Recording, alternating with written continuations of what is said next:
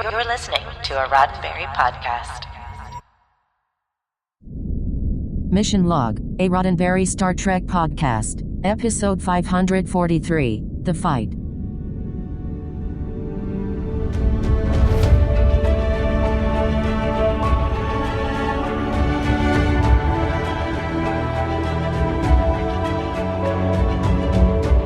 Welcome into another episode of Mission Log, a Roddenberry Star Trek podcast. I'm John Champion. And I'm Earl Green, sitting in for Norman Lau. Each week on Mission Log, we jump into the ring for a round or two with an episode of Star Trek. We take our best jabs at the morals, meanings, and messages, and then see if the episode is a New World Champion or if it's down for the count. This week, The Fight, the one where Voyager encounters a mysterious species of aliens living in an area of chaotic space. Meanwhile, Chakotay gets the tar beat out of him. He didn't need that tar in him. I don't think. He did not. Welcome back to the show, Earl Green. So glad that you are here in the co-host spot with me again. You know, we were just talking offline a moment ago about the fun of hearing new voices in Mission Log, but also the fun of returning some familiar voices for our audience. So I really appreciate you stepping in and not giving anything away here, but I appreciate you stepping in on a very interesting episode of Voyager. Fascinating, as a wise man once said. Yes. Fascinating. That's the word we're looking for. Yeah. Well, I do appreciate it. So glad you're here for this one, Earl. I wouldn't miss it for the world, and I may feel by the end of it like I have gone several rounds with it. Maybe. But before then, Mission Log is a conversation about Star Trek. Find the show at missionlog@roddenberry.com and on X and Facebook at Mission Log Pod. While you're at it, write a review and a rating at Apple Podcasts. Say nice things. Or your favorite podcast platform. Doesn't matter. We're not picky. Anytime you do this, this makes a big difference to the podcast you love. Always remember your comments could be used on Mission Log. The Roddenberry Industrial Complex will not be denied. Your biological and technological distinctiveness will be added to our own, and if you check the fine print on the T&Cs, you will adapt to service us. That's true. All of that is true. Copyright, trademark, all rights reserved. And now, without further ado, in one corner, our welterweight champion, John Champion, up against this week's trivia. Let's get ready to rumble! Nicely done. Thank you for that intro. All right, trivia on The Fight. We have a story by Michael Taylor, and we always point out that Michael cut his teeth on heavy hitter DS9 episodes, The Visitor and In the Pale Moonlight, and a few others, before writing many episodes of Voyager, starting with Once Upon a Time, Counterpoint, and Bride of Chaotica. Now, he had pitched very early in his days on Voyager a story about a person going mad due to the telepathic contact from an alien. The story kicked around for a while, and it didn't have much love among the staff, but finally Brandon Braga and Kenneth Biller committed to it, and they handed off the teleplay duties to Joe Menosky. And while Joe gets that credit, there are elements that were contributed by others. Now, depending on who you ask, either Robert Beltran pitched the idea of Chakotay being a boxer, or Brandon, Ken, and Joe had already come up with the conceit, and Robert was happy to take it on. Now, Joe merged the stories together, the original pitch of the alien contact and Chakotay as a boxer, and then fleshed it out more with extra scenes in sickbay because the whole thing was coming up short. Now, the episode was directed by Heinrich Kolbe. Final stretch for him. He just has 4 more episodes of Voyager to go. The most recent of his that we discussed was 30 Days. Now, we have not run a discovered document alongside Mission Log in a long, long time, because typically we hand those over to Larry with the Trek files. Please check out the Trek files if you're not listening to that show. But I came across a very specific document for this episode, and I'll see if I can include it in the listing at Memory Alpha. I read the early story draft on The Fight. Actually, prior to that, it was called The Chosen. It had just been retitled The Fight when I read this particular draft. And it actually connects some of those abandoned story elements, and I kind of wish we had them here. So at one point, Chakotay would have been having visions of himself as a character named Jones in the early 21st century under the care of a psychologist. And they go to very specific lengths to say it's the near future where maybe psychological conditions are treated with, yet better care than we have today being late 1998 when this was written. And we spend actually a lot of time there. And in that outline, though, they use the term schizophrenic, which obviously is a change made for the script and made, I'm sure, out of sensitivity and just clarity, because we need to be much more specific with what's going on with Chakotay in this. And most interesting is that Jones is a big part of the story, and a good portion of the final 2 acts has the psychologist trying to encourage Jones to explore his alien connection, and then you cut away to Chakotay living Jones's experience. So it really bridges that 21st and 24th century experience, but through Chakotay's, I guess, sort of sharing minds by sharing the experience with Jones. I really wish we had preserved some of that in this final outing of the episode, and I will do my best to share the entire draft with our audience. Now, let's meet our guest stars. Chakotay's holodeck sparring partner is Carlos Palomino as the Torellian boxer. Makes a lot of sense to cast him, since Carlos was a professional boxer and he was the consultant for the fight scenes in this episode.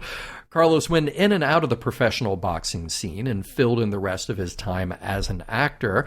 And you can catch him in everything from Knight Rider to Highway to Heaven to Hill Street Blues to Buck Rogers in the 25th century. Chakotay's grandfather in the Vision Quest scenes was played by prolific character actor Ned Romero. Now, we've seen Ned on Star Trek before, and you have to go way back to TOS for A Private Little War, where he appears as the Klingon Krell. Fast forward to TNG's final season, and we catch Ned again in the episode Journey's End, and we mention him in the episode trivia there too. Now, we lost Ned in 2017 at the age of 90 after a long career in theater, TV, and film. And finally, welcome back to Ray Walston as Boothby, or at least a vision of Boothby anyway. This is Ray's third and final appearance in the Star Trek franchise. Kind of amazing, since the character was so memorable and Ray is so identified with it. We've discussed his career before. Just an incredible run with more than 150 professional credits over a 6-decade career. And that's not including all the theater work he did before and during his time in front of the camera. We sadly lost Ray in 2001 at the age of 86.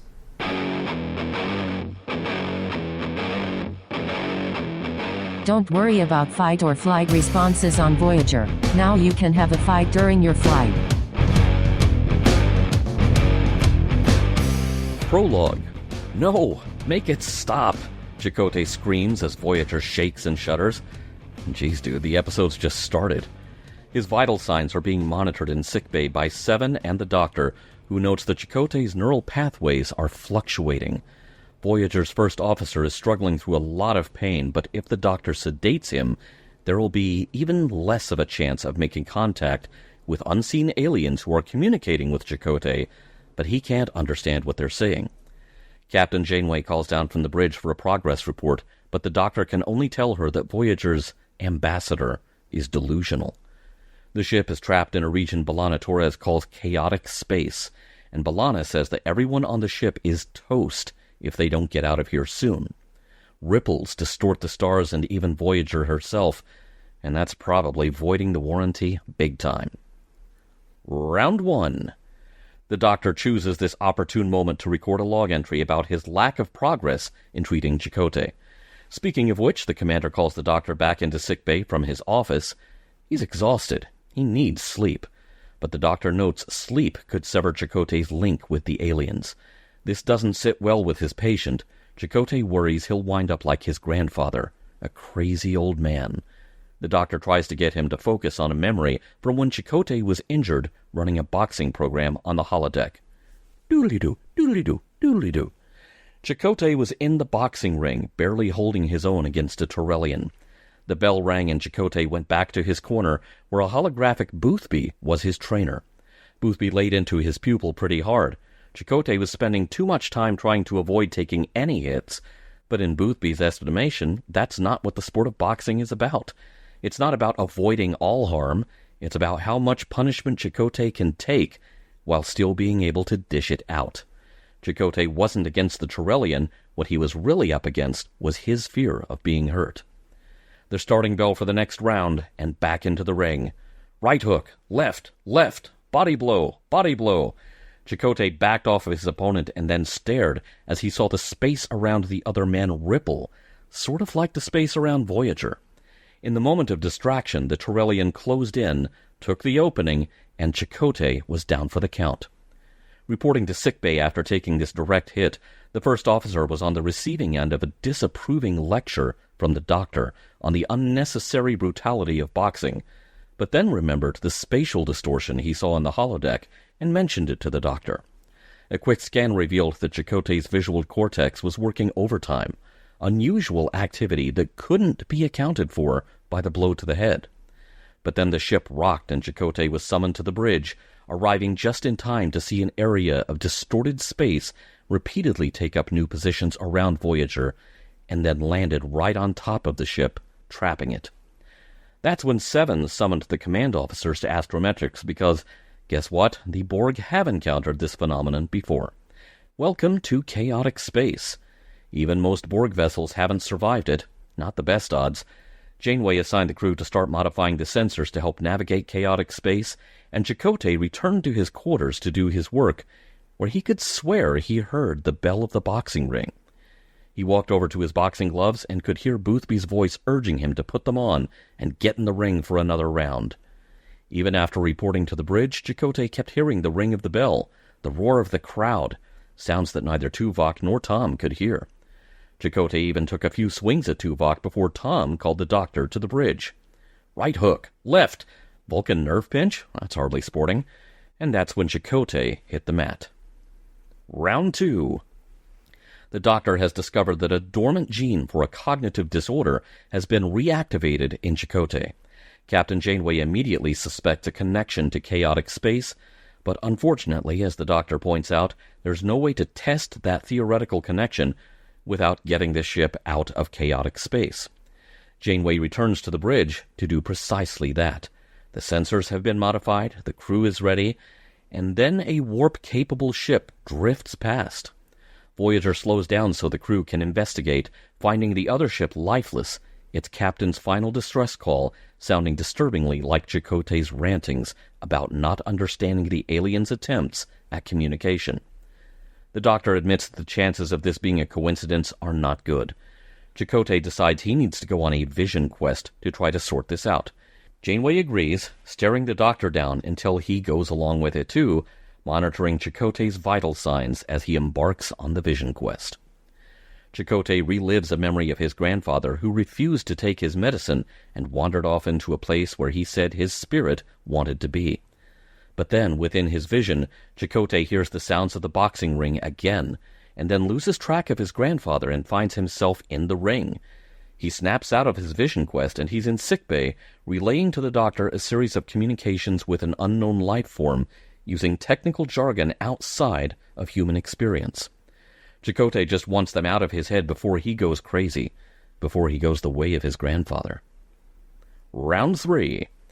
After relaying the confusing contents of Chakotay's communications to the captain, the doctor tells Janeway that the only way to get more useful information would be for Chakotay to continue communicating with the unknown entities, something Chakotay seems unwilling to do. Janeway gives him a little pep talk, and then the doctor tries to convince Chakotay to remember the boxing ring in his vision quest, and remember what contact he had with the aliens. Suddenly, Chakotay is in the ring again with Kid Chaos, his so far undefeated opponent.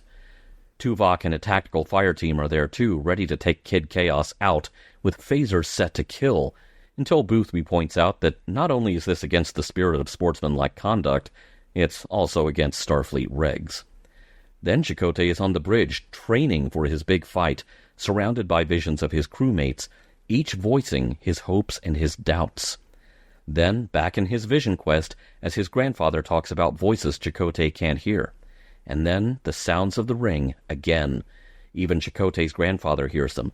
Chakotay awakens from his vision quest in his quarters, the Doctor and Tom watching him with concern. Fearing for Chakotay's health, they finally sedate him. Round 4. On the bridge, Janeway, Tom, and Tuvok debate the merits of increasing their speed to get out of chaotic space. But just before they try to punch their way out of there, there's a beacon. The first beacon that Harry launched a few hours earlier. Voyager has been going in a circle the entire time. In astrometrics, Seven has discovered a non-localized signal with a repeating pattern. She thinks it may be a naturally occurring signal. Captain Janeway spots something in the signal that she is sure is interacting with Chakotay's DNA, reactivating the dormant gene that caused his grandfather's dementia. Chakotay knows he's on Voyager, he knows who the Doctor and Janeway are, and he remembers that this is about trying to contact an almost unfathomable life form. But to him, the boxing ring and everything about it is real, and all of his interactions with his crewmates are filtered through this altered perception of reality.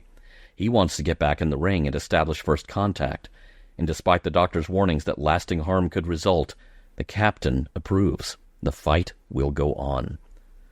Round 5. Space sinkholes, graviton shear. Things aren't getting any better for Voyager or her crew. In sickbay, the Doctor subjects Chakotay to a treatment that fully activates his latent crazy gene. And we're back in the boxing ring. Chakotay's ready for the fight, and Boothby is in his corner. Kid Chaos turns around, and, my God, he's full of stars. Chakotay suddenly receives a disjointed message constructed out of his recent memories.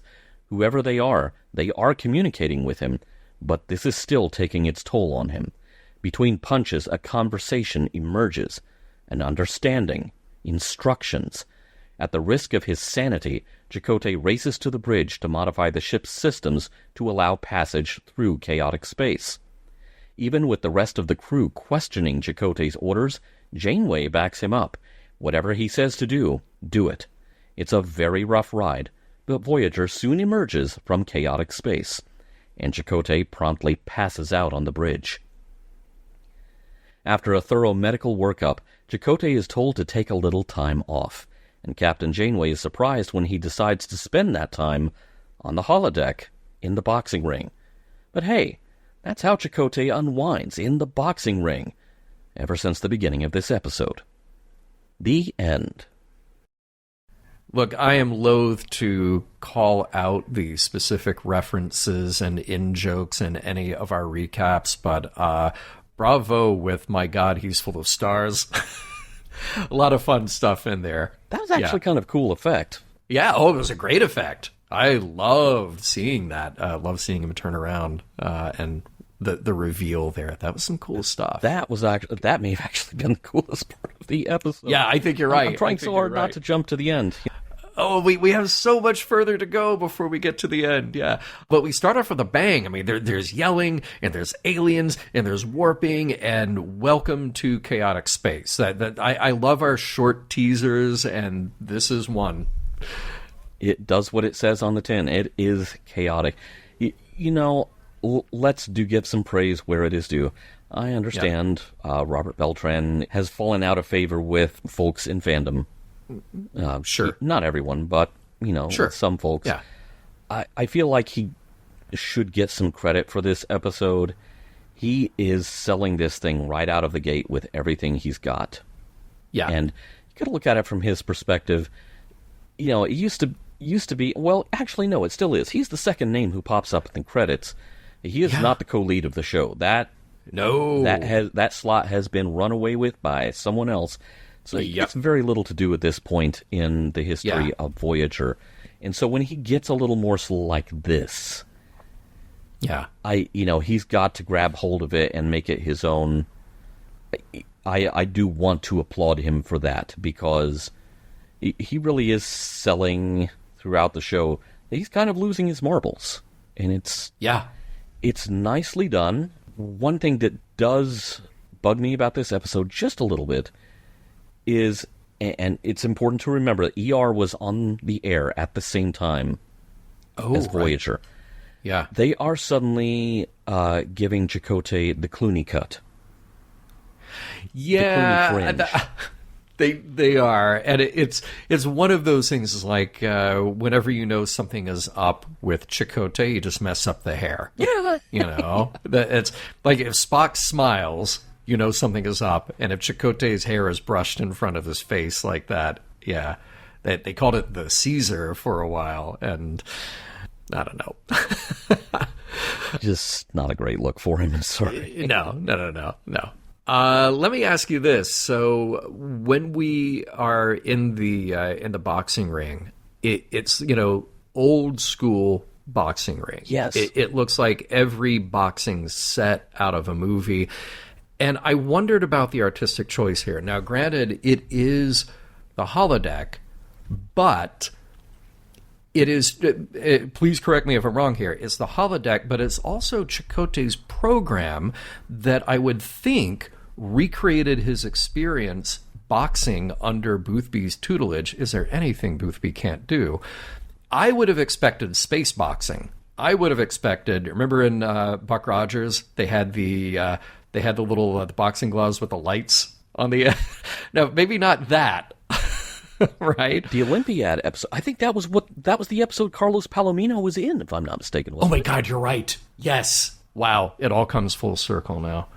I thought it was an interesting, weird choice to kind of telegraph to the audience. Like, I get it that we're saying this is a holodeck and this is going to look weird because we have to fully pull Chakotay out of his reality.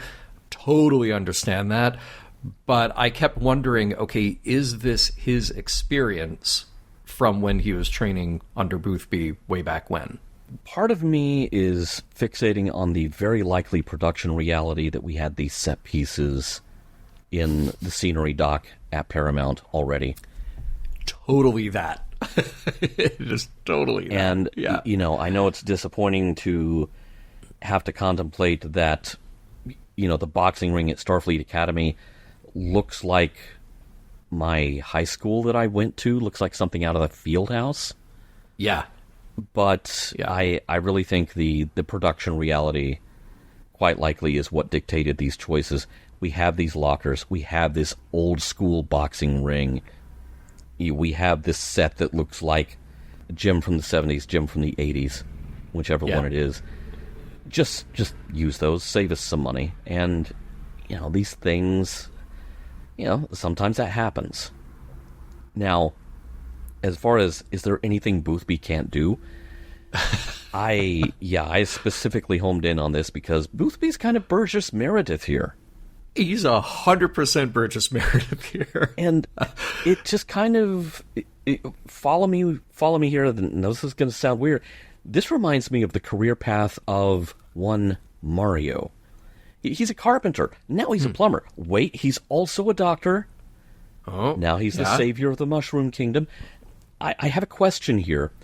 Between when Chakotay was at the Academy and when we saw Wesley Crusher at the Academy, was there a hiring freeze? Because we have seen very few instructors there, very few adults, a handful at best. Boothby is doing everything. Yeah. It's like one of these nightmare modern staffing situations. Hey, Boothby, the Academy counselor quit, so you've got to take time off from groundskeeping to have life-changing heart-to-heart talks with all the cadets for no extra pay. Oh, also, starting next Friday, you are now the coach for the Academy Boxing League. Oh, the poor guy doesn't get paid enough. Seriously, I hope we get some clarity on this when we get to the Starfleet Academy series. Because... Oh, maybe, there we go. Maybe by then, the Doctor will be the boxing coach. There might be an opening. Using everything he learned here. Now, speaking of boxing, it is interesting to me that you still have fights in the future. Like, there are things that Star Trek says, oh, we don't do that anymore. We don't have money anymore. We don't eat meat anymore. If you're, in Riker's circle, there are just certain things that we've left behind in the 20th or 21st or 22nd century, but we still have fights.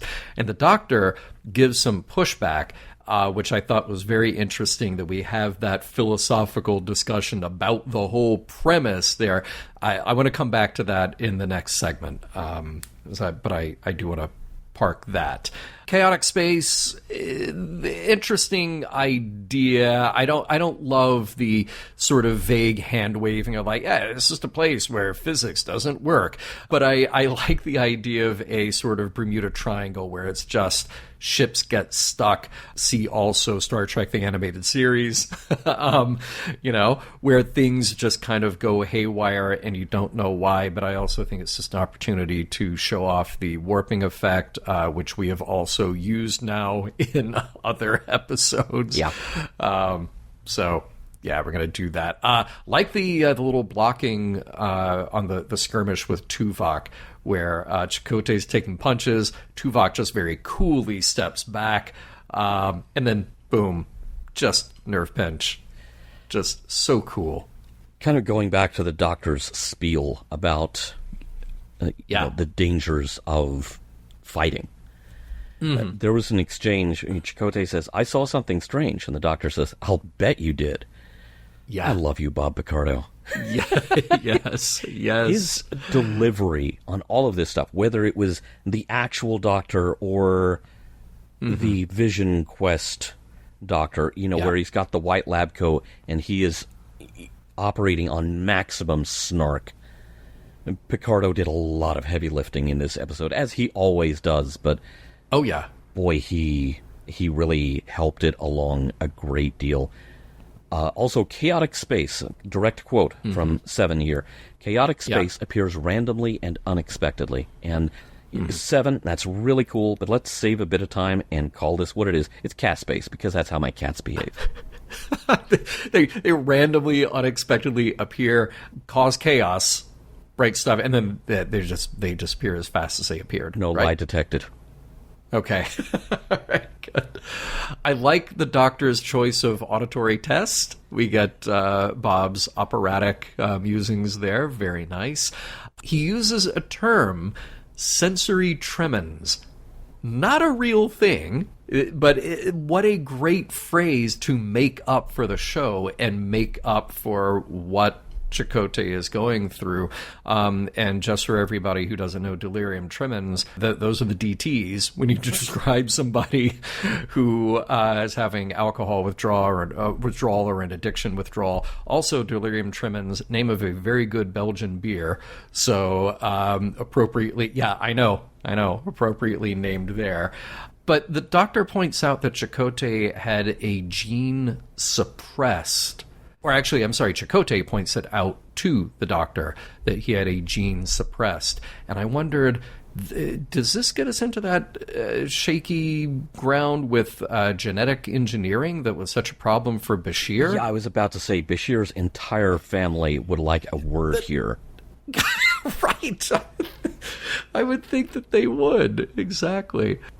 Then we have an interesting take on I Need My Pain, which is the wound must be honored, which I thought, wait, hang on, let's just put a timeout on that. I maybe hard disagree there. I don't think it has to be. I think maybe the wound must be acknowledged, but then we can actually try to cure and move on from the wound. But it's nothing that an Akuchimoya y'all can't fix, right? Oh, thank goodness we got that. This episode is so far out there, Akuchimoya grounds us to reality. That's how far out there this one is. It does. Okay, so speaking of, the Doctor tells Chakotay, a vision quest taps into your frontal cortex. Okay, whoa. Hold up here. Okay. All right, time out. Last time I was on this show, we were talking infinite regress. Remember? Yep. And the Doctor was telling Tuvok that mind melds are mumbo-jumbo. But now we are handling Chakotay's vision quest like it's got scientific credence? Make it make sense. Man, Doctor, make up your mind. We have had previous flashbacks with Chakotay in previous episodes. Tattoo, I'm thinking of, where we had young Chakotay. Right. Okay, in his vision quest here with his grandfather calls him boy. And the body language between the two actors is, this must be much younger Chakotay than we are seeing here. But for Vision Quest activating his frontal cortex reasons, we are seeing Robert Beltran instead of getting the younger actor back in. I'll have more to say about this in the discussion because I've got some thoughts on this. Okay. There were a lot of missed punches in this episode that really should have been solid hits, and they start with that scene. Oh, interesting. Okay. So put a pin in that because I'm going to... All right. I may rant a little bit later. Fair warning, as if I haven't already started. You mentioned just a moment ago about how the Doctor has a very different attitude about the Vision Quest than he does about the Mind Meld. I wondered, did anybody think that we should have Tuvok come in and do a Mind Meld? Because if Chakotay needed the mental discipline to be able to filter out the noise and get to the discussion with the alien, well, Tuvok, he's your guy right there to help you quiet the voices in your head. I wonder if they asked him, it's like, Seven with the entire collective in her head. Fine, we'll do that. Suitor? Yeah. Great, we'll do him. This, great. no. Yeah. No, not getting near that alien. No. Funny scene where we introduce Kid Chaos, and in the fantasy version, is everybody armed with phasers. Just kind of interesting way to approach it. And Boothby is right. That was just not sporting at all. Not Queensberry rules. And there was another bit. So earlier in the episode, you have the Doctor saying, no, you can't sleep. You can't sleep. But then Chakotay wakes up and Tom's like, yeah, hypo. Just stick him in the neck right away. Please go to sleep. This is the difference between Tom and the Doctor. The Doctor wants to start the whole course of treatment right there. Tom's basically your guy down at the ER. He's like, nope, you're out. I thought, what'd you think of Janeway's pep talk with Chakotay, where she's like, no, you've got to do this. Only you can fix this. This seems so perfunctory, so surface level. Yeah. These two characters, whether you ship them or not, whether you are calling on, as many callbacks to resolutions as you can or not. Right. Regardless, it seems like this conversation has sort of been deeper and a bit more personal somehow. But it's just like, no, keep going. You can do it. It's perfunctory is the word. Yeah, for sure. That was really the word that came to my mind, and I can't think of a better one. Now, once we get into the montage where Chakotay is in his Vision Quest training on the bridge, which the bridge had a ceiling, correct? Mm-hmm. I wonder how much strain they subjected the set to hang that punching bag in the middle of the bridge for starters. Good point. I picture a crane kind of dropped in on top. Yeah. Because I'm sure the ceiling can be removed. Right. But also in this scene, Harry is, I've always looked up to you, Chakotay. Really? Really? Really? This is right up there with, Janeway always twiddles her comm badge when she's restless. It's like, well, she doesn't. Yeah, you're in this episode. You just made that up. Right. Yeah. And the sad thing is, if you go back to Timeless, there really should be something there. But, we're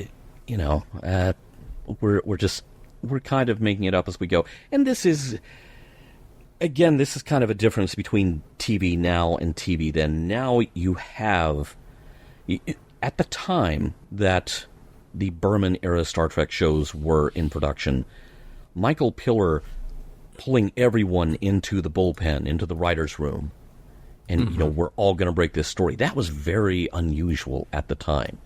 Usually you got your script assignment, go off and do it. Yeah. Everyone breaking the story together was a novelty. It is now the norm. Yeah, and true. And because of that, if you do a show that way, you wind up with fewer of these things that come in out of nowhere, like Harry idolizing Chakotay, or here's another thing that came out of nowhere, Neelix giving massages. Oh, dear. Wherever that came from, we need to return the unused portions of them immediately for a full refund. And that's all I'm going to say about that. Agreed. Now, as we barrel toward the end of the episode here, I feel like, okay, finally we're going to do the science thing. Like, we've spent a lot of time in the Vision Quest, and finally we're going to do the science thing because we've got the smartest person on board. We've got her in the smartest room on board. We dealt with that just for a second earlier, like, yeah, here's chaotic space, and then then we just leave. We just leave that, So finally we come back like, no, we're going to science this. But it's Janeway who figures out, like, oh yeah, it's a signal that manipulates DNA. And just... There are many times in Star Trek where I have raised my hand and said, you can't just change someone's DNA. Now, maybe in this case you can say, okay, you can express a gene that's already there. Okay, I might give you that. But then it's Janeway who discovers it, because I feel like at some point they said, no, we've got to let the captain do something in this episode that is active other than just give the pep talk and then give Tom the orders to fly and then give Chakotay the order to, do what you're doing. Yeah, hey, if you wouldn't mind, I'm needed elsewhere. Bye. Yeah, that was the whole pep talk. Now, when we're on the bridge and Tom's like, okay, it seems to me like the logical thing to do would be to spend less time here.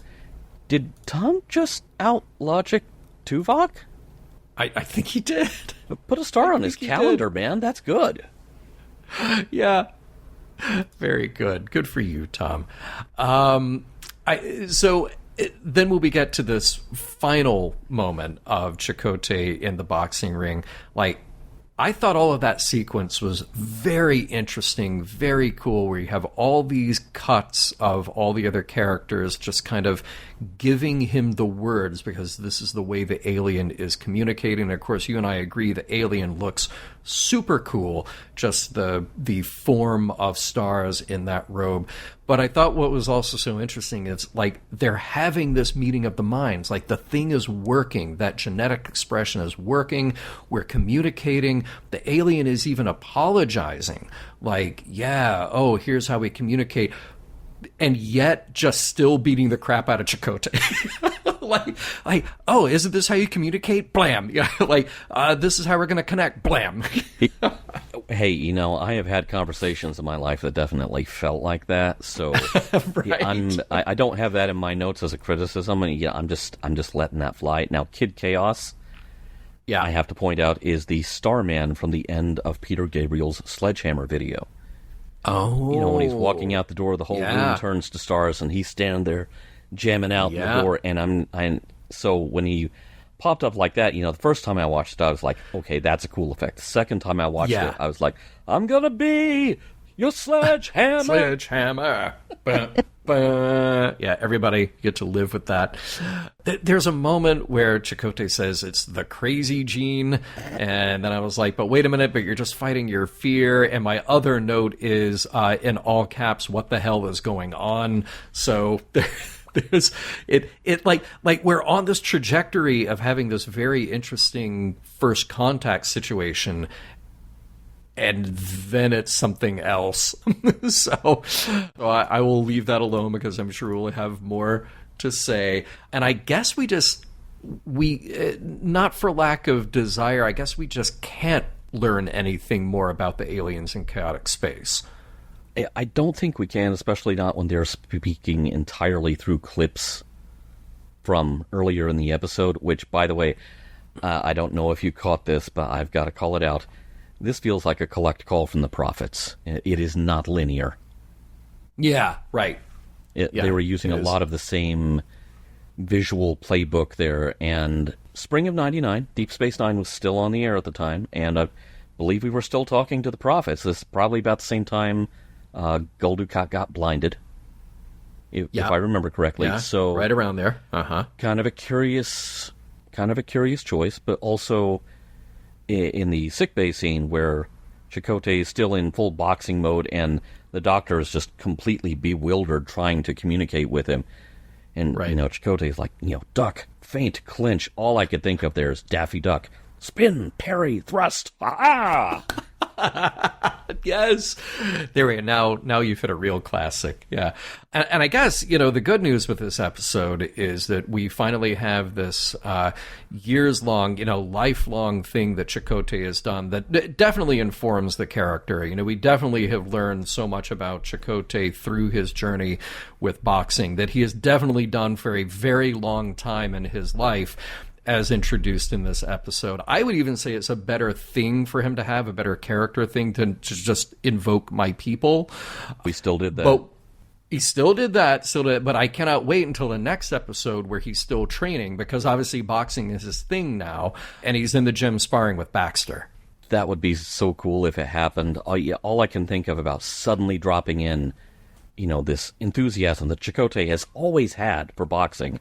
Mm-hmm. Yeah, like I said, Deep Space Nine was still on the air. Okay, guys, Benjamin Sisko's love of baseball was in the pilot. It was always there. That is how you do that. And then 7 years in, you do a baseball-centric episode, and it's a giant payoff. Yeah. This, I just felt like I was getting sideswiped. Like, what just happened?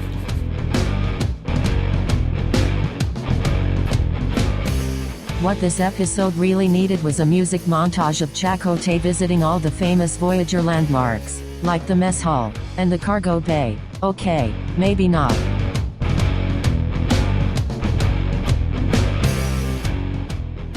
We'll get right back to the fight after a word from this week's sponsors. Hey everybody, we've got something really special for all the parents, kids, and Star Trek fans out there. It's called Grado the Uh-Oh by J.D. Atlas. And trust me, this is a book that you're going to love. In the spirit of Gene Roddenberry's ideals, Grado the Uh-Oh is more than just a fun read. It is a mission to create a better world, just like our favorite Starfleet officers would. Grado the Uh-Oh brings the psychedelic art of Star Trek the original series, the enlightened diplomacy of the Next Generation, and the female empowerment of Voyager into a delightful and colorful adventure that's perfect for kids, and let's be honest, for adults too. It's all about teaching that you don't need superpowers to solve big problems. Everyone has the power to make a difference, and this book makes that lesson fun with its funny rhymes, surreal comic book art, and a mix of sci-fi, superheroes, fairy tales, and even a little rock and roll. Grado the Uh-Oh is a book loved by kids and adults. Fun equals 1,000,000 volts. And let me tell you, that's exactly how it feels when you're reading it. Now, we both got to read it, and I happen to really appreciate the wild rhymes and the wacky adventures of Millie and Grado. It's a bright, high-energy story that is a joy from beginning to end. Plus, there is a really important message about standing up to bullies in a positive way. Millie makes a wish to the stars, and that's how Grado the Uh-Oh shows up with his superpowers and a bit of property damage. But here's the twist. Grado isn't perfect. Sometimes he stumbles. It's Millie who has to take charge, showing that you don't need to be a superhero to lead the way. It's a heartwarming story for the little ones, and let's face it, for the kid in all of us. Yeah, that's very true. I mean, it's great for adults, great for kids. And if you're reading to kids, I think that they will love this. And here's the deal. You can find Grado the Uh-Oh at gradotheUhO.com/missionlog. That's Grado, GREATO, UHOH.com/missionlog. And hey, if you pick it up, make sure to leave a review on Amazon or wherever you buy books. Your reviews are super important. That's right. Join Millie and Grado on their wild adventure and help spread the message that we can all create a better world. Remember, it's Grado the Uh-Oh by J.D. Atlas at gradotheUhO.com/missionlog. Go check it out and share the fun, because fun equals 1,000,000 volts. Yes, it does. And don't forget, reviews, again, they're a huge help. So leave one on Amazon or wherever you grab your copy and let the world know that you attended the school for gifted little ones and twos. That's just a little book reference. You'll get it when you read it. That's it for us. Check out Grado the Uh-Oh and get ready for super-powered fun.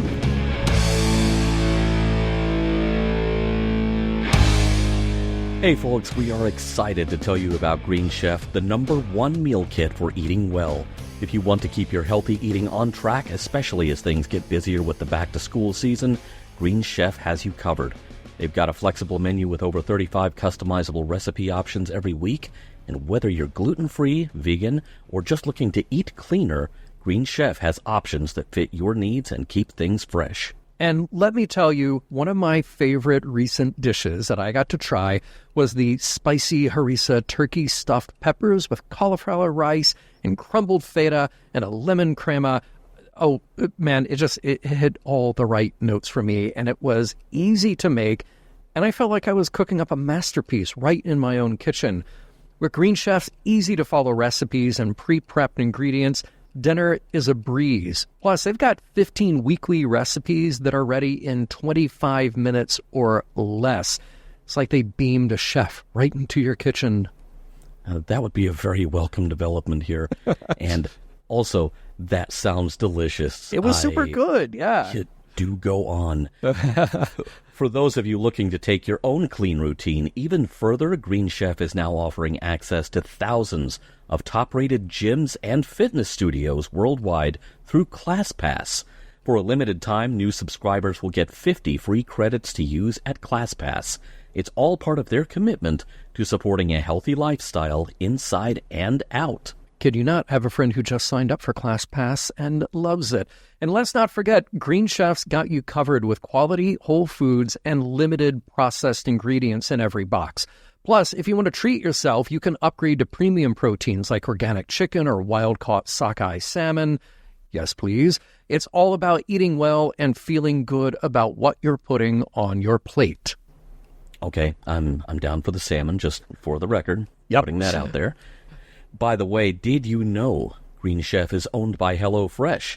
It's easy switching between the two, and it gives you even more meal plan options to choose from. Whether it's Green Chef or HelloFresh, there is something for everyone, and now you can enjoy both brands at a discount with us. Yes, the discount. That is where we come in. Just go to greenchef.com/missionlogclass and use the code missionlogclass to get 50% off your first box plus 50 free ClassPass credits. That's greenchef.com/missionlogclass and use our code missionlogclass for 50% off and those free credits. Green Chef really is the #1 meal kit for eating well. Don't miss out. Head to greenchef.com/missionlogclass and use code missionlogclass to get started. Happy cooking and live long and prosper at the dinner table.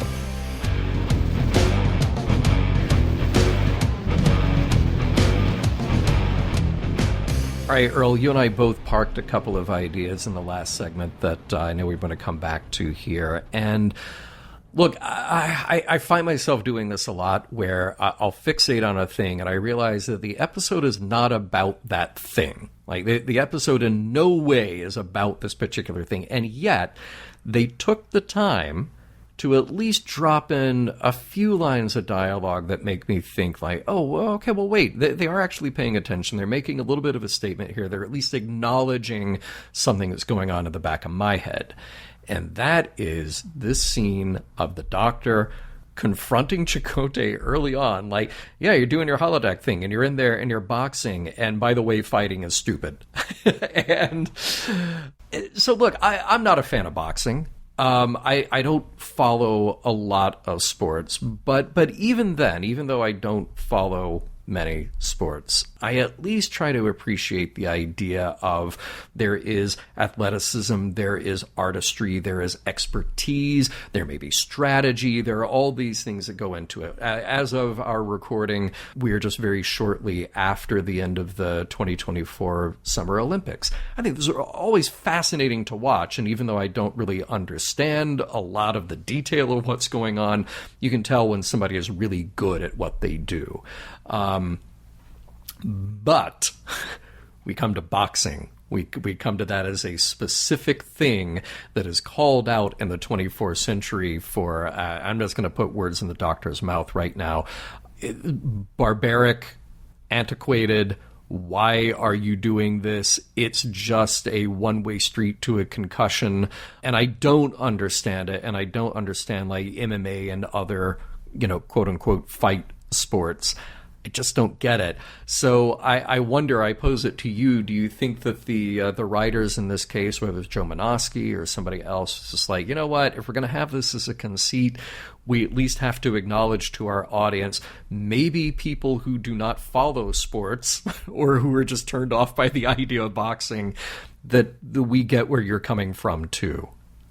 Yeah, some of this I'm not sure where they are coming from, and yet it's one of those things that this could almost have been what it was about. But instead it was a background conversation. I don't want to timestamp our recording too much, but earlier today, I read an article that, and we are recording this in August. It's still very hot everywhere.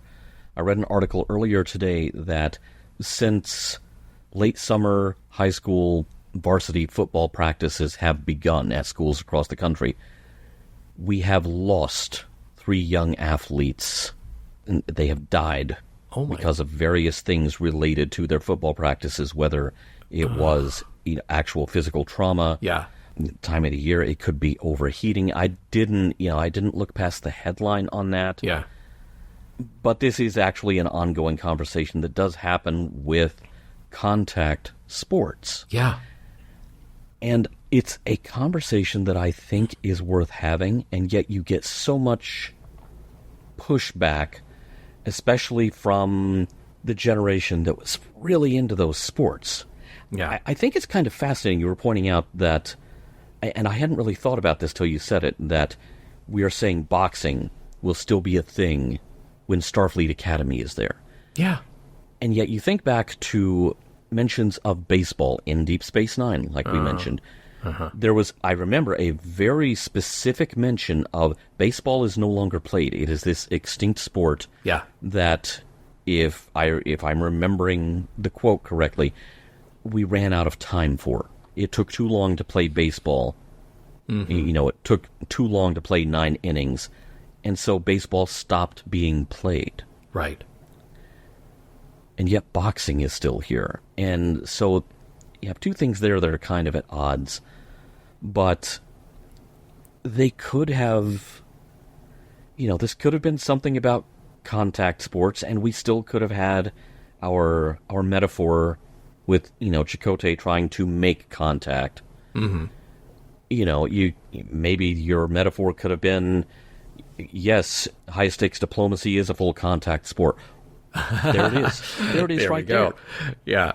But it gets so obscured by a lot of the other stuff, and it feels like whatever point the writers were trying to make, they forgot what it was. Well, and let's face it, there is a way to do this script where you don't have the boxing thing at all. Anyway, I mentioned it in the trivia that there was a whole other part of this that got abandoned. And I think Star Trek, when it does a first contact story, very often does that quite well, and I dare not jump the timeline, but stay tuned, dear listeners, because you might get to the end of a particular series of a much later Star Trek series that handles first contact on a really grand scale in a similar way, where you don't even realize that there is a conversation trying to be had, that you've got to get through that hurdle first before you can even get to the point of saying, like, oh, yeah, this is who we are, and I guess we're talking now, because there's all the other stuff to figure out before that.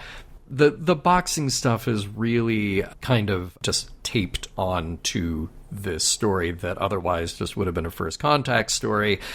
And I think, I don't know. I always jokingly mention Baxter whenever it's appropriate, but I think you can do stuff with sports in the future. I think you can do all of these. I think that's fine. And look, I know those of you who have watched Voyager ahead, you know that coming up in however many episodes, we're going to have another sports episode. But I think it's just a little odd when particularly we place the boxing scenes in this mid-20th century American boxing ring. It can look like nothing else but that. And then at the same time we say, yeah, but in the 24th century we understand that we don't do that because, Chakotay, you should really rethink your decisions to do this dangerous sport. But by the way, people are doing it out there anyway because, look, there is, I guess, an interspecies boxing match between a Cardassian and somebody else. That was almost kind of disturbing. It's like, okay, did the other contestant have an option of whether or not to be in the ring with that Cardassian? I know, right? Or were they there at the point of a gun? There's so many unanswered questions. That could have been a story. Mm-hmm. And, as far as using boxing, okay, I understand, if only there was some way to visualize a conflict with complex dynamics, and Ingmar Bergman has entered the chat. There's so many ways to do this. There we go. There we go. Yes. I want to see the chess game that is this. Yeah. Well, I say that, and yet you think about it in so many ways that can be expressed. That has also been played out in other shows. The Prisoner did 1-to-1 human scale chess. Yep. Lex did 1-to-1 human scale chess. Mm-hmm. And so whatever you do, if your concern is it's been done before, you're going to bump into it sooner or later. Yeah. It's just that all of the boxing jargon and imagery here kind of gets in the way of whatever they were trying to say.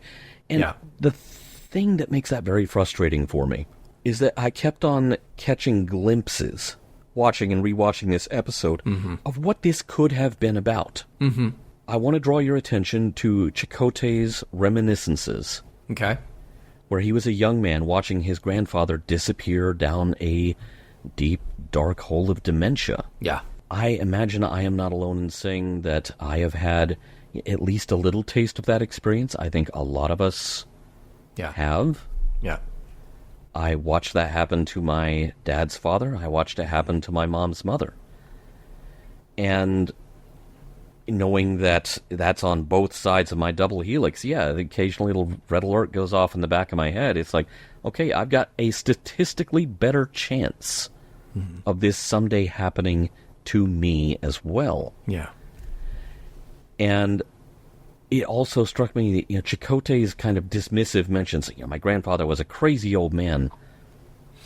Wow, okay, we've humble bragged on Chakotay, and he has humble bragged on himself so many times in the past. He's really quite a gentle man. Mm-hmm. Is this all the empathy he has for his grandfather? Right. And this experience could have focused him on that. It's like, am I really so much, have I learned to do better now? Have I learned to be a better version of me now when it comes to empathizing to that situation?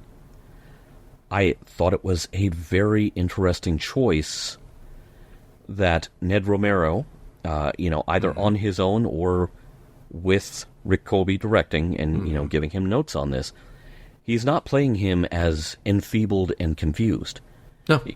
He really seems like he has it together. He's got some physicality. Yeah. He's got some stuff going on that he's talking about that no one else can see or hear. Mm-hmm. But he still has a forceful personality and plenty of willpower. And I can tell you from personal experience, sometimes that makes things much worse for the people trying to take care of someone suffering from cognitive decline. All of these are things that this episode could have been about. And I know that we just did the episode where Tuvok lost some cognitive ability for a good part of the episode. And I know a while back we did the Swarm, which is actually one of my favorite episodes because of how it handles, kind of an Alzheimer's story with the Doctor. Yeah. Of course, they kind of took an easy thing out. Oh, yeah, by next week we've reprogrammed him. He's cool. Right. And life doesn't actually work like that. And so, again, so many things this could have been about, and then we start talking about ventriloquic trajectories and stuff like that. I took the liberty of looking that up, by the way. Okay. Because, I'm a space buff. Yeah. I like to know these things. I'm like, is this a real thing? What's the delta V on a ventriloquic trajectory? it is a completely made-up thing, and all mentions of it on the internet lead to discussions of this episode of Voyager. Just like sensory tremens, by the way, yeah. Yeah, just like sensory tremens. And so you have a topic here with a rich, universal vein of human experience waiting to be tapped through our characters, shining a new light on our characters. And as you pointed out earlier, giving Chakotay something other than my people. Mm-hmm. Oh, my people have a saying, something other than that to inform what we see of who he is. And all that stuff, you just watch it disappearing in the rearview mirror because we want to get back in the boxing ring because we put that set up. Well, just think about how much more a sensitive, introspective, personal story this would have been if we'd actually followed it down the path of mental health. Because, you chalk it up to a specific genetic thing, and you say, my family had this, I have this too, but I was lucky enough that a doctor was able to come along and prevent that gene from expressing itself. But things are different now. Things are different now, and that gene expresses itself. Well, I then get lost when the diversion is, as you just said, to the boxing story and all this other stuff, instead of, well, wait, what does this realization actually mean to Chakotay? And does he then get to reassess this very flippant way to categorize his grandfather as a crazy old man? Oh, no, wait, this is actually something that is serious, and it affects me too, and it affected my family. And there may not be a way to change this. Now, it opens up an interesting other avenue to say, oh, no, this is the strength, this is the unique thing that you have that allows you to communicate with these other beings, and that's the very interesting sci-fi payoff to it all. But instead, we get lost in this wholly other different story that is trying very hard to graft itself onto a first contact situation and a mental health story, which is barely even acknowledged in this version of the script that got filmed. I'm fascinated to get a look at this other draft that you were talking about, because on the one hand, the thought about Chakotay having a kind of a character that he's playing in the 21st century, or an antecedent of Chakotay, whether or not it is actually someone related to him or not. I wonder if they veered off of that because they looked at that and said, "Oh, it's Benny Russell 2.0." Oh, yeah. But you know what? It's if you're stealing, you steal from the best, and why not? Yeah. I do have one big structural quibble. Lay it on me. About this episode, and this is a problem that made me go back and rewrite again the recap. Mm-hmm. And so, anyone wondering about why I got so goofy with the recap, it was just, at that point I'd had it with this episode, and it's like, okay, I'm taking it out through the recap. Sorry, guilty, you caught me. We get into a flashback about Chakotay's initial contact with the aliens. The doctor has him on the bio bed. Remember when you came in when you were injured on the holodeck? And we're in the flashback then. Yeah.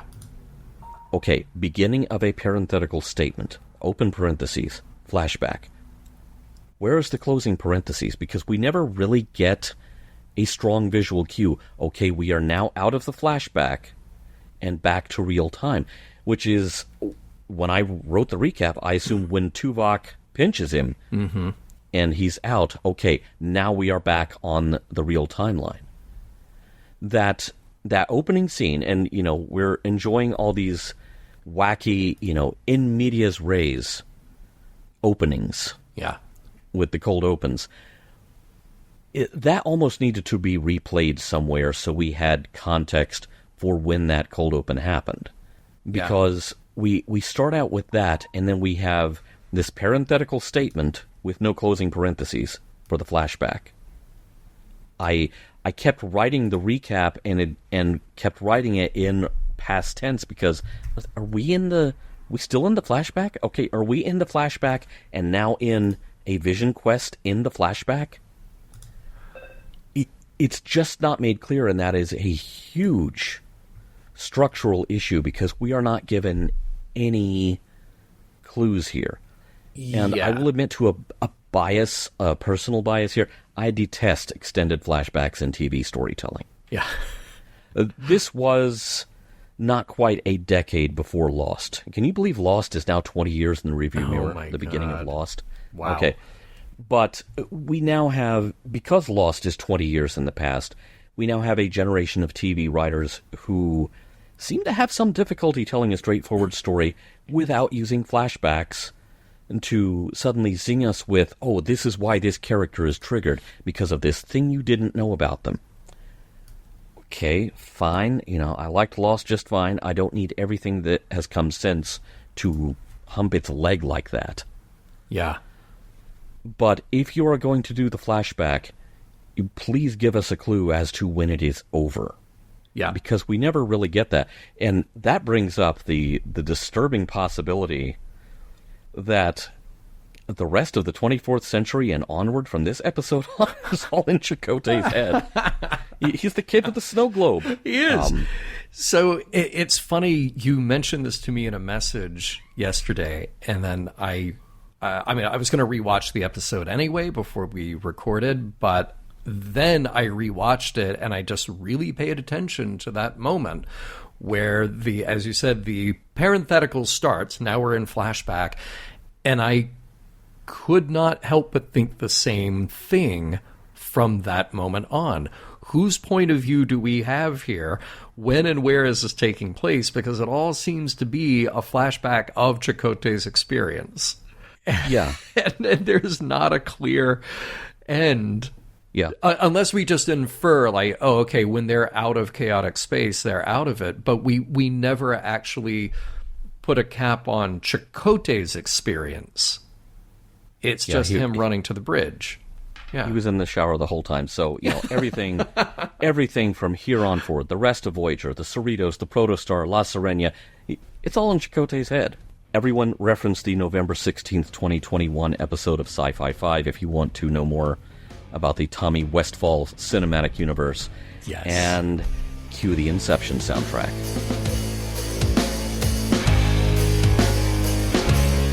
Did this episode float like a macrovirus or sting like a macrovirus? Our options are really limited with no bees on the ship.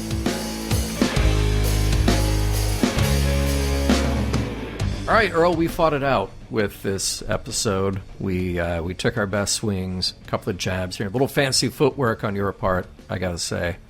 Yeah, I still feel like I got KO'd, though.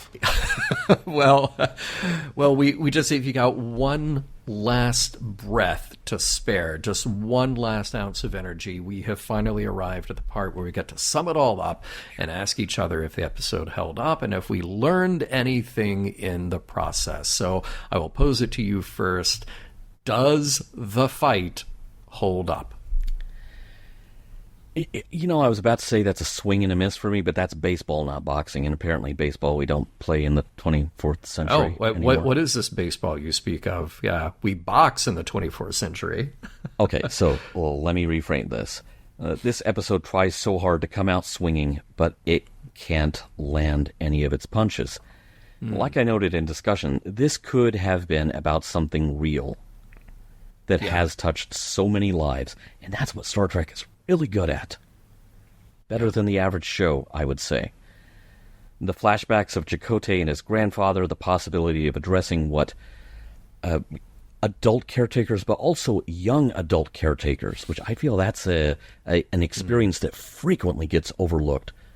Young adults kind of forced into helping to take care of an elder relative, and they have none of the experience of someone older to deal with that situation, and they are still growing and developing themselves, and here they are having to do this. It was right there. Yeah. It was right there, and they let it go. I do have to admit to an inherent bias here. Like you, I do not relate to boxing or fighting.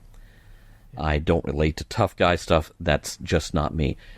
I thought back to boxing and fighting competition-themed episodes of Battlestar Galactica and Babylon 5.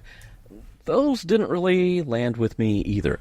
The boxing-themed episode of Ronald D. Moore's Battlestar Galactica series is in my bottom 5 episodes of that show. Whenever there's an episode that's about boxing or competitive fighting like that, it always feels to me like someone from the network came down to the producers and said, hey, our November numbers among men 18 to 45 were super soft. We have an episode where we do some man stuff, maybe get us a mention in Maxim again, since they've run all the Jerry Ryan photos that we gave them before. Yeah. I can't help but point out, this episode aired in March of 1999. That is not a ratings month.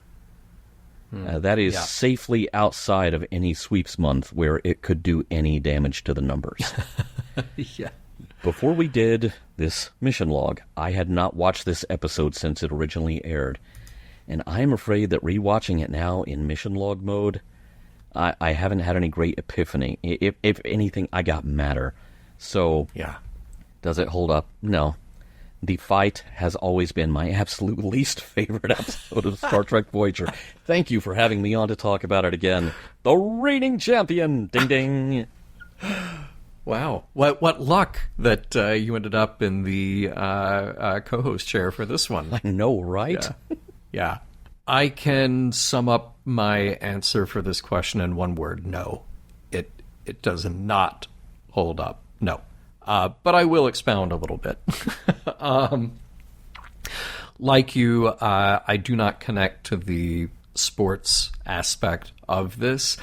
I'm glad that there is a scene calling out the anachronism and the just sort of, if you're going to play a sport, this is a very poor choice of one, particularly for a high-ranking starship officer who may get hurt in the process.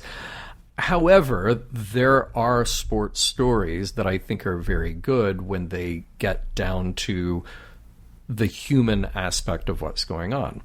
So you have, as you so well put it, you have all of these missed opportunities with multiple stories happening here. You've got the story about, well, you have the sports story. What does that mean to Chakotay? Why is that important? Why does he pursue this? Et cetera, et cetera. Like, there are all these angles to follow and get some answers there. You have the start of a very interesting first contact story, which is played out in a way that is unique up until this time in Star Trek, where we're just not even aware that there is a conversation being attempted. So I like that. I think that's very cool, but we don't spend enough time with that either.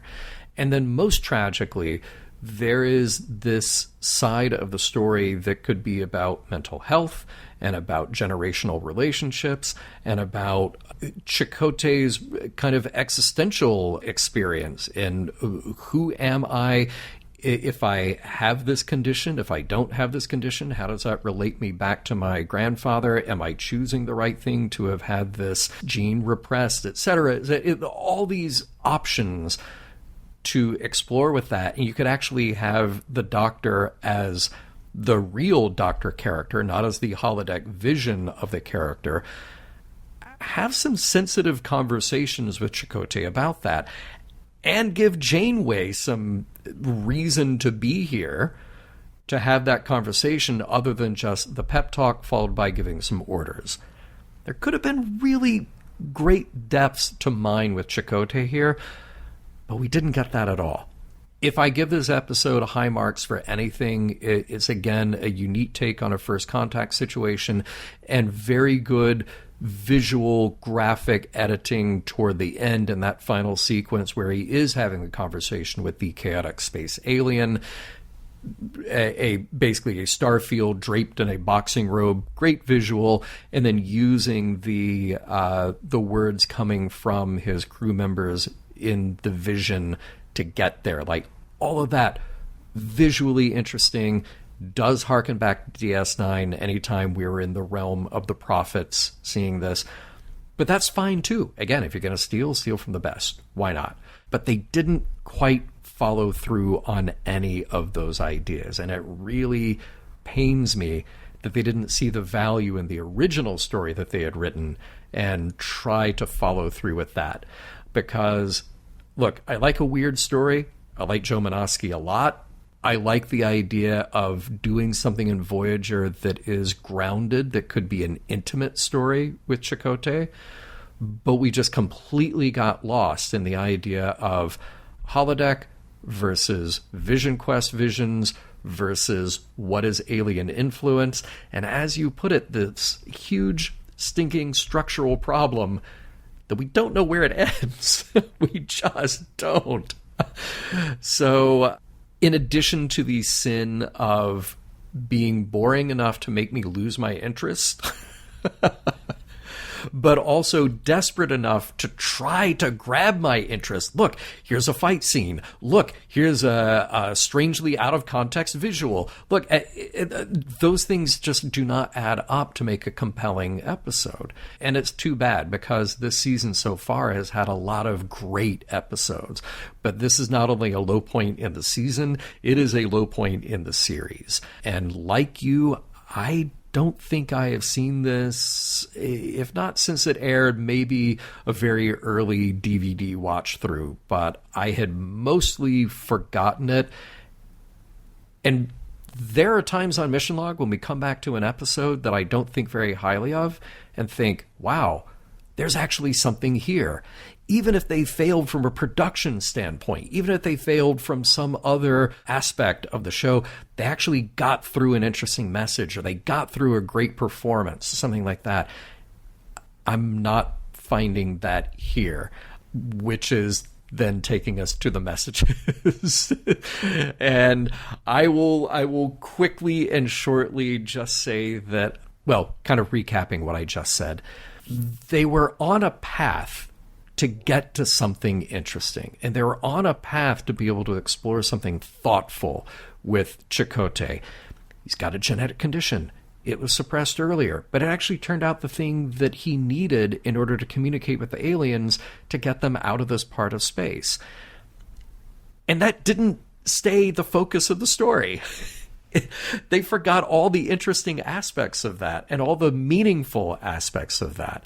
If you were trying to make a story have a message about a perceived weakness actually being something to be explored and maybe investigated a little bit more as a possible strength or as an advantage, that could have been cool.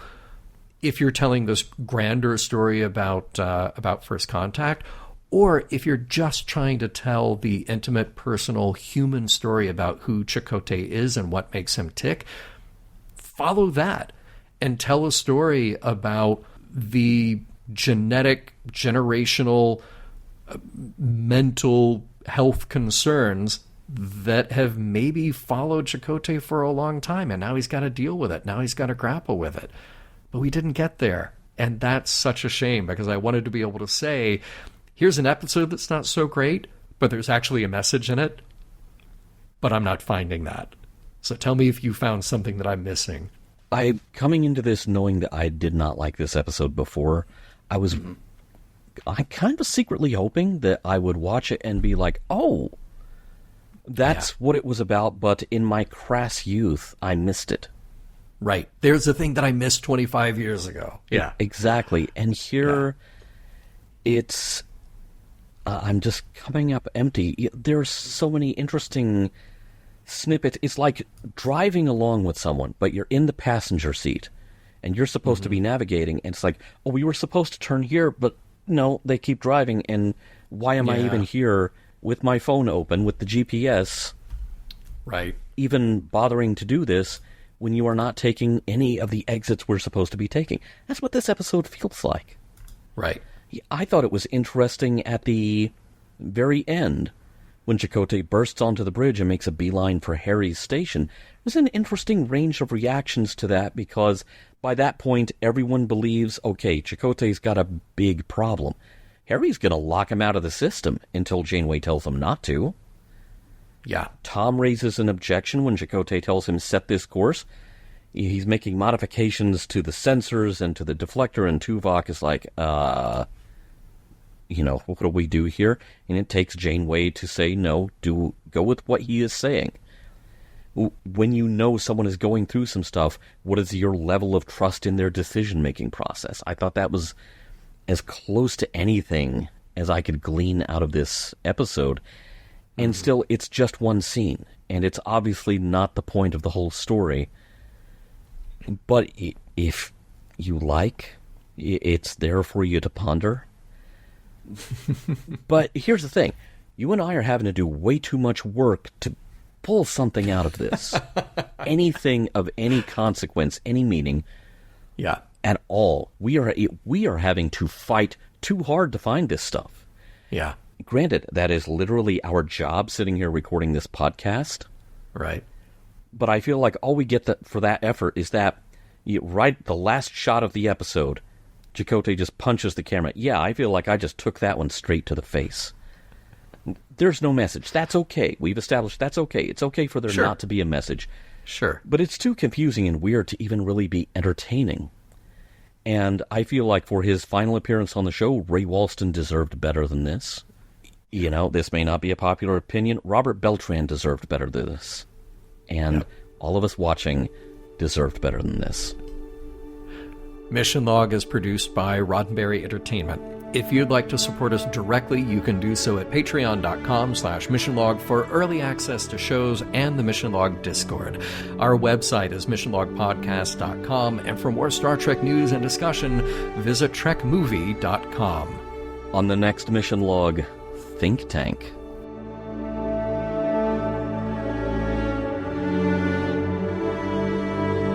Some of the music for Mission Log provided by Warp 11, online at warp11.com.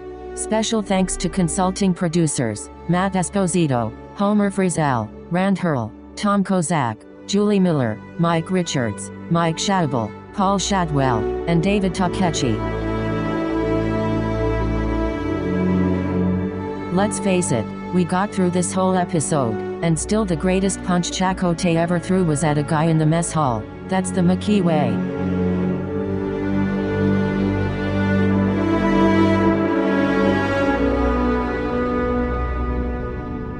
End transmission.